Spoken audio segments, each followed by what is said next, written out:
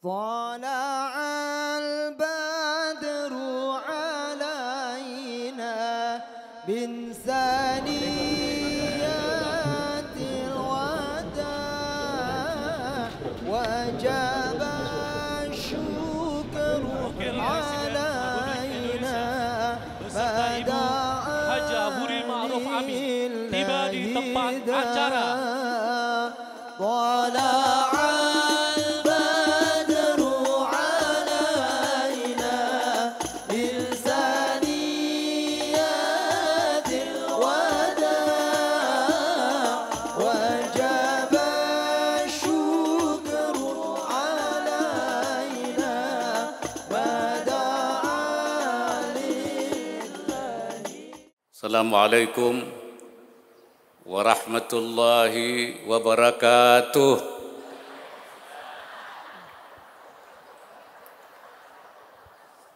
Bismillah walhamdulillah wassalatu wassalamu ala rasulillah wa ala alihi wa sahbihi wa mawala. Subhanaka la ilma lana illa ma 'allamtana innaka antal alimul hakim. Allahumma arzuqna al-ma'arif ar-rabbaniyah wal-lataif ar-rahmaniyah wal-waridat al-ilahiyah wal-mawahib al-ikhtisasiyah wal-ulum al-laduniyah wa ballighna rutbat al-ihsan wa wahdat al-shuhud walhamdulillahi rabbil alamin. Ulama'ana al-kiram wa masyayikhana al-afadil, yang saya hormati Menteri Tenaga Kerja Republik Indonesia, Wakil Menteri Pertanian Republik Indonesia, Imam Besar Masjid Istiqlal Profesor Dr. Kiai Haji Nazaruddin Umar serta Ibu,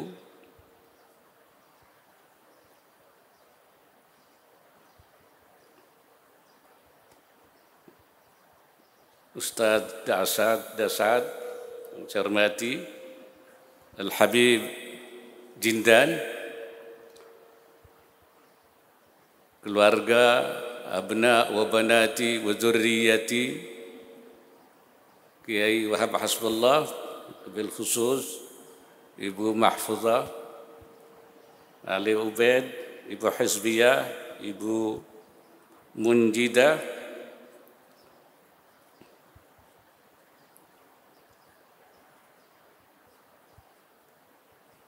Kiai Haji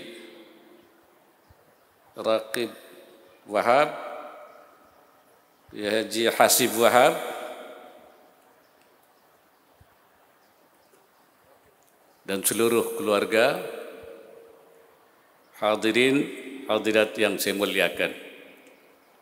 Alhamdulillah pada pagi hari ini kita bersama menghadiri peringatan Maulid Nabi besar Muhammad sallallahu alaihi wasallam sekaligus haul al-maghfurlah al-alim al-allama al-arif billah Kiai Haji Wahab Hasbullah. Kita diharapkan tentu menjadi pengikut Nabi Muhammad sallallahu alaihi wasallam, dan kita alhamdulillah syukur menjadi orang yang min ahli la ilaha illallah.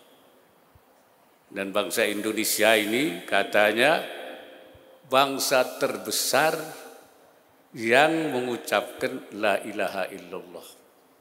Berarti bangsa Indonesia ini paling besar nanti penduduk surga. Jadi di surga itu paling banyak isinya orang Indonesia. Karena apa? Karena man qala la ilaha illallah dakhalal jannah. Siapa yang mengucapkan la ilaha illallah itu masuk surga. Jadi berarti karena yang banyak mengucapkan la ilaha illallah orang Indonesia, insya Allah penduduk surga yang banyak orang Indonesia. Cuman ada yang langsung, ada yang tidak langsung. Oh, bedanya begitu.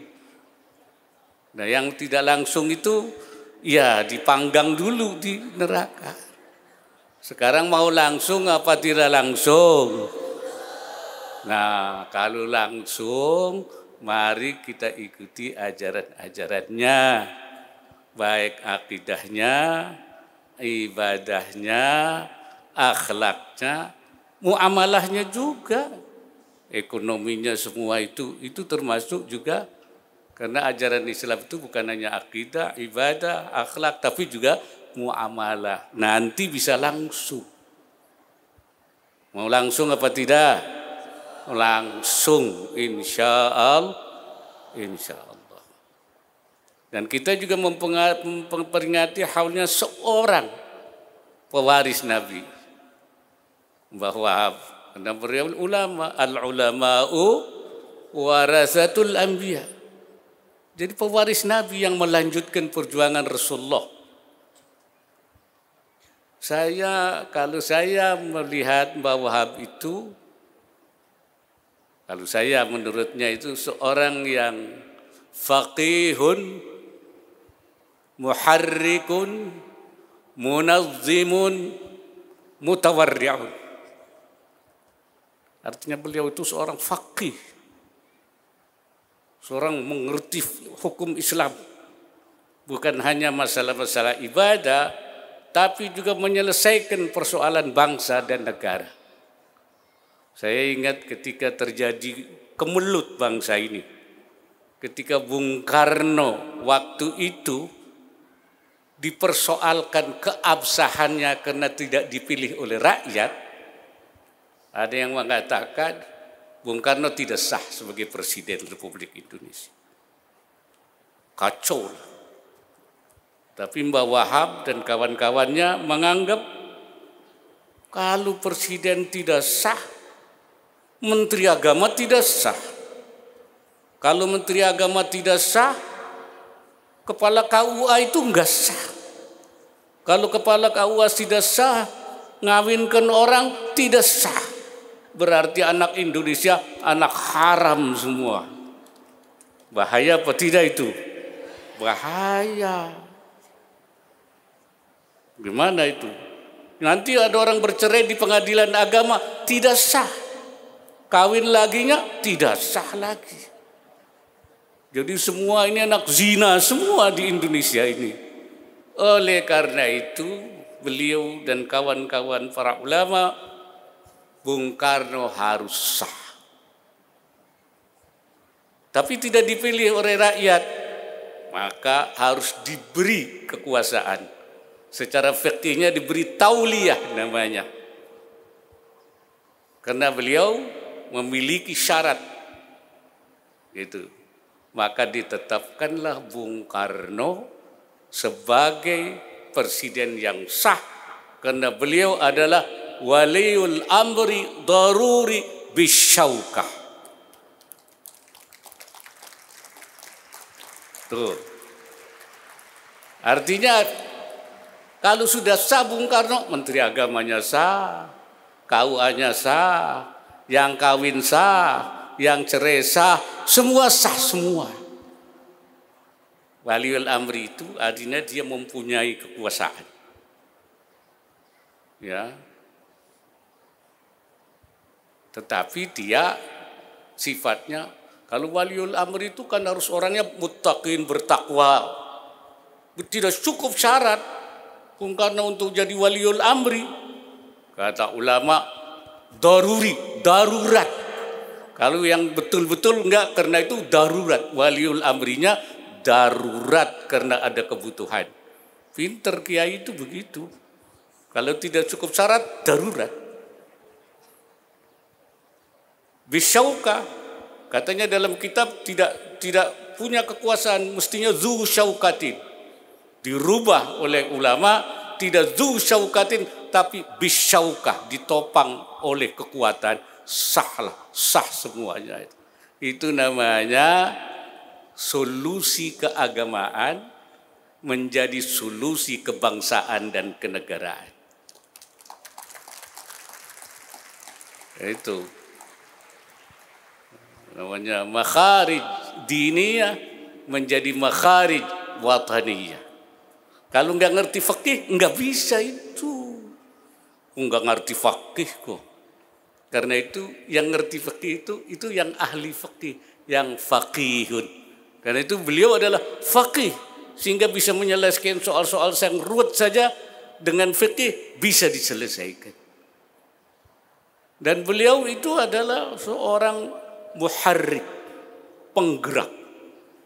Nah, itulah tadi beliau itu luar biasa.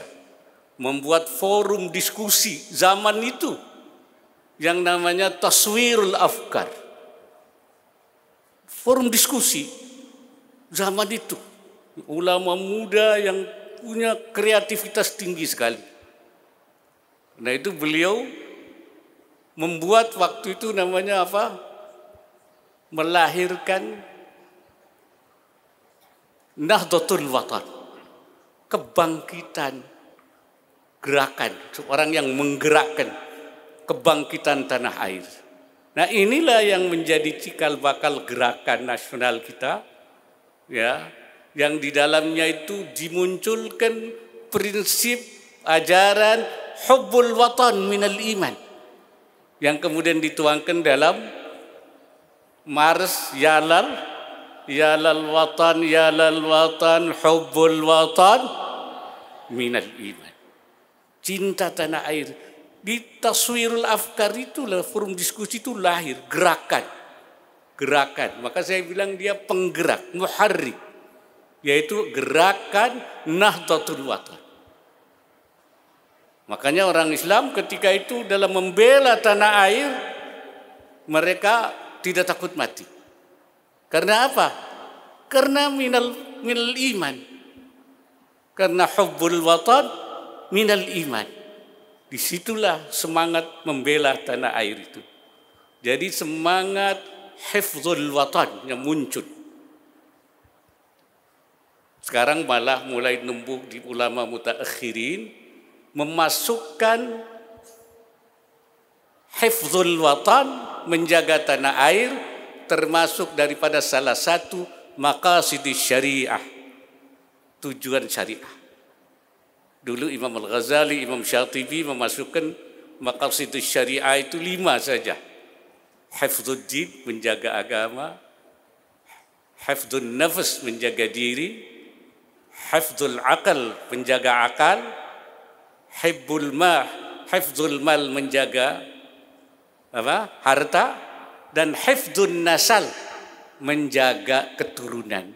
Ini disebut sebagai maqasidul kubra li syariatil islamiyah. Itu Al-Ghazali, Al-Syatibi.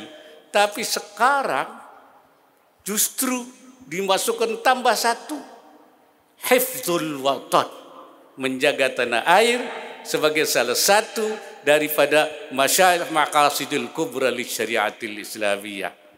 Karena dengan hifdzul watan kita bisa menjaga akal, bisa menjaga agama, bisa menjaga yang lain-lain. Maka itu dimasukkan menjadi mabadi usittah, bukan khamsah lagi, tapi 6. Bahkan belakangan ulama nambah 2 lagi. Apa itu? Hifdzul amni wassalam, menjaga keamanan dan kedamaian. Damai. Kenapa? Tanpa kedamaian dunia ini tidak akan tenang. Tidak akan terjadi ketentraman. Ya seperti sekarang kita lihat, ya masih ada perang Ukraina, Rusia, akibatnya dampaknya luar biasa. Ya, global ini terganggu, krisis energi, Kenapa? Dan terakhir yang sekarang kita, yaitu serangan Israel kepada Palestina yang menghabisi orang Palestina. Kita doakan mudah-mudahan teman-teman kita, ikhwanunal muslimin di Palestina diberikan kekuatan oleh Allah Subhanahu wa taala. Karena itu kita seluruh dunia mengutuk serangan Israel di Palestina. Sebab itu menjangga, mengganggu kedamaian dan ketentraman. Dan juga tambah lagi satu lagi, hifdzul bi'ah, menjaga lingkungan. Kenapa?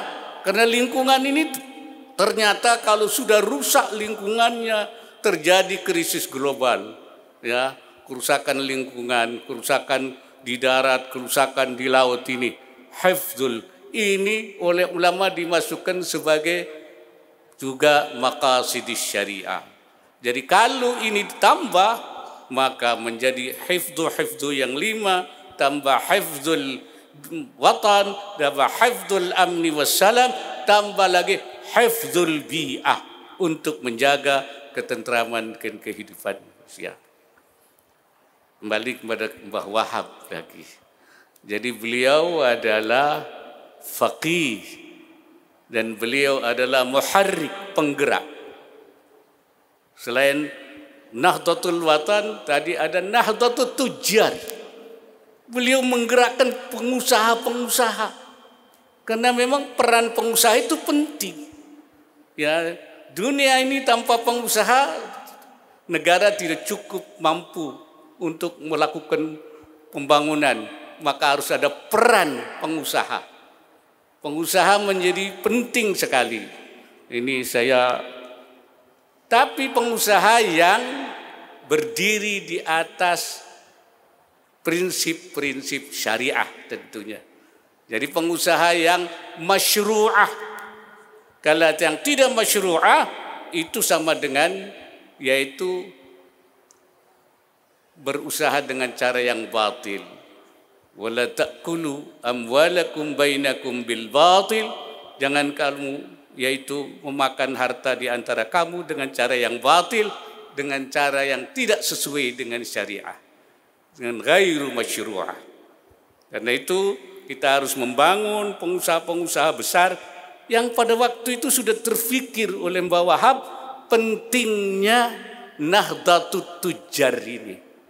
Jadi umat Islam jangan ketinggalan, jangan lemah, harus banyak melahirkan pengusaha-pengusaha.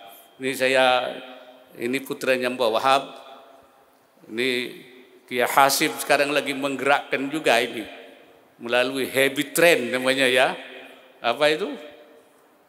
Himpunan Bisnis Pesantren, Ekonomi dan Bisnis Pesantren, melahirkan pengusaha-pengusaha pesantren yang tangguh, yang akan menjadi kekuatan bangsa dan negara ini.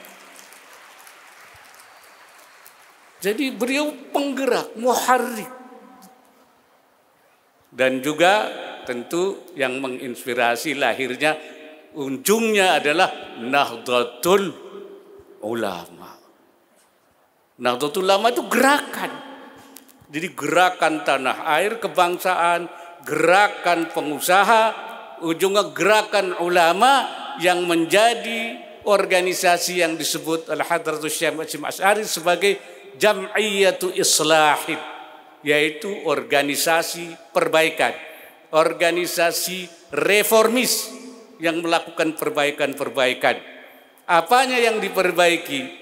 Islah aqidatan, diniyatan, agamanya, wa ijtima'iyatan, dan juga kemasyarakatannya, ekonominya, ya, kemudian pendidikannya, budayanya, politiknya, semua.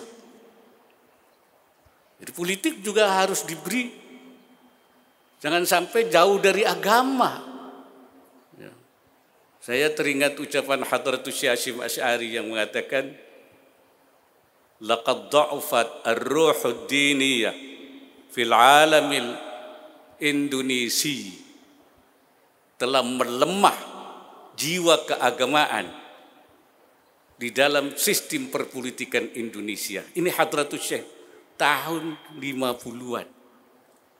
Lemah. Bal kadat tamutu fi hadhil ayyamil akhirah, bahkan hampir saja mati pada akhir-akhir ini. Bukan hanya lemah, mati. Kalau hampir mati, lama-lama mati. jiwa keagamaannya. Oleh karena itu, jiwa keagamaan harus kita hidupkan di semua lini. Bukan saja di ekonomi, budaya, tapi juga di dalam sistem perpolitikan nasional. Ihya'uddini fi jami'il umur. Semuanya agama harus kita hidupkan dalam semua lini ini. Ini namanya islah. Karena memang tugas Rasulullah, tugas agama nabi-nabi itu islah, harakatul islah, gerakan perbaikan. Seperti dikatakan oleh Nabi Allah Ibrahim, in uridu illal islah. Saya tidak mengendaki apa-apa, tidak mengendaki kekuasaan, tetapi perbaikan. Perbaikan. In uridu illal islah mastata'tu, semampu saya. Wa ma taufiqi illa billah. Oleh karena itu gerakan para ulama, harakah ulama adalah harakah islahiyah, gerakan perbaikan. Bukan harakah mulkiyah, bukan gerakan kekuasaan, tidak mengambil kekuasaan, tapi melakukan perbaikan. Bagaimana kalau dapat kekuasaan? Itu kata Imam Ibnu Athaillah, namanya apa? Tamrah ajilah. Tamrah ajilah itu buah yang datang duluan. Yang dicari oleh ulama itu ajran ajilan. Pahala di belakang nanti. Kalau kekuasaan itu bukan yang dituju, tapi itu namanya tamrah ajilah. Itu yang diberi oleh Allah Subhanahu wa ta'ala. Tapi tidak mencari kekuasaan. Kalau dikasih, itu namanya buah yang diberi oleh Allah Subhanahu wa ta'ala. Bukan tujuan. Itu yang penting. Jadi beliau sekali lagi adalah muharrik. Beliau juga munazzim, seorang organisator yang ulu. Tadi sudah dijelaskan bahwa ketika beliau menjadi Rais Am PBNU, maka gerakan NU itu begitu besar, akhirnya menjadi organisasi Islam terbesar di dunia sekarang ini.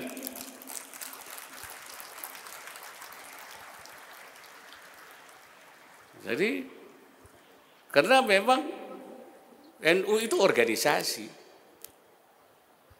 Karena itu diatur harus ngerti orang yang ngerti organisasi, dan beliau adalah seorang organisator. Jadi penggerak, menggerakkan. NU itu juga harakah. Tadi saya katakan NU adalah harakah islahiyah, gerakan perbaikan. Beliau adalah muharrik. Organisasi NU itu adalah seorganisasi, nizam. Karena itu beliau adalah seorang munazzim. Sehingga kalau nanti akhirnya beliau juga di samping itu mutawarri'. Paling tidak saya bilang beliau itu faqihun, muharrikun, munazzimun, mutawarri'. Ini paling tidak itu beliau. Karena itu waktu muktamar di Surabaya, saya mengatakan kalau untuk jadi Rais Am minimal kayak begitu. Rais Am itu harus maqam, harus diisi oleh sahibul maqam, orang yang punya kedudukan. Paling tidak memiliki 4 syarat tadi, seperti Mbak Wahab itu. Faqihun, muharrikun, munazzimun, mutawarri'un, dan lain-lainnya boleh. Tapi 4 itu pokoknya. Waktu saya kepilih Rais Am di Surabaya, saya bukan sahibul maqam. Saya enggak duga karena saya tidak pernah mencalonkan diri, tahu-tahu dipilih. Maka saya menjadi Rais Am yang min haitsu la yuhtasab, yang enggak diperkirakan. Karena saya merasa tidak sahibul maqam, jangankan sahibul aqrab ilal maqam, dekat saja tidak. Oleh karena itu saya mengutip waktu jadi Bung Karno jadi waliul amri daruri, saya bilang saya kalau begitu Rais Am daruri saja. Ya, karena saya tidak memiliki ya kriteria yang begitu hebat itu. Saudara-saudara sekalian, saya bicara Kiai Wahab itu nggak ada habisnya.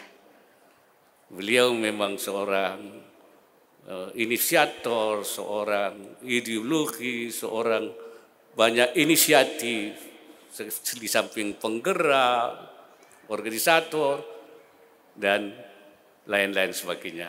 Saya kira sebagai satu sambutan, saya ingin mengakhiri sambutan saya, dan saya merasa bersyukur saya ikut hadir di dalam rangka haul al-maghfurlah al-alim al-allama al-arif billah Kiai Wahab Hasbullah, yang bagi saya beliau adalah panutan, adalah qudwah di samping Rasulullah sallallahu alaihi wasallam. Walakum fi rasulillahi qudwatun hasanah, bagi Rasulullah tuntunan yang baik. Bagi saya juga Kiai Wahab adalah qudwah hasanah di dalam rangka melakukan gerakan-gerakan. Barangkali itu aqulu qawli hadza wa astaghfirullahal azim in uridu illa al-islah wa ma taufiqi illa billah wallahu al-muwaffiq ila aqwamit thariq. Assalamualaikum warahmatullahi wabarakatuh. Waalaikumsalam. Ya, maksud benar.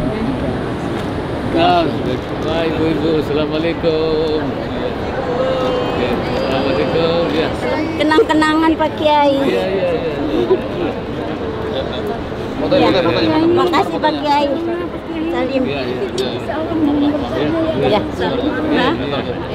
Sehat ya Pak Kiai. Ya. Saya Selamat DKI. Ya, selamat DKI. Ya, wah.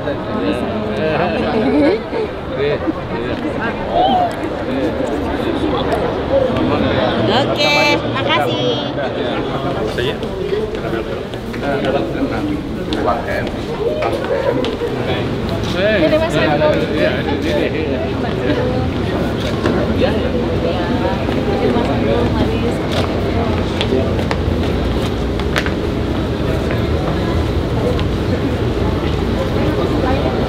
Siap.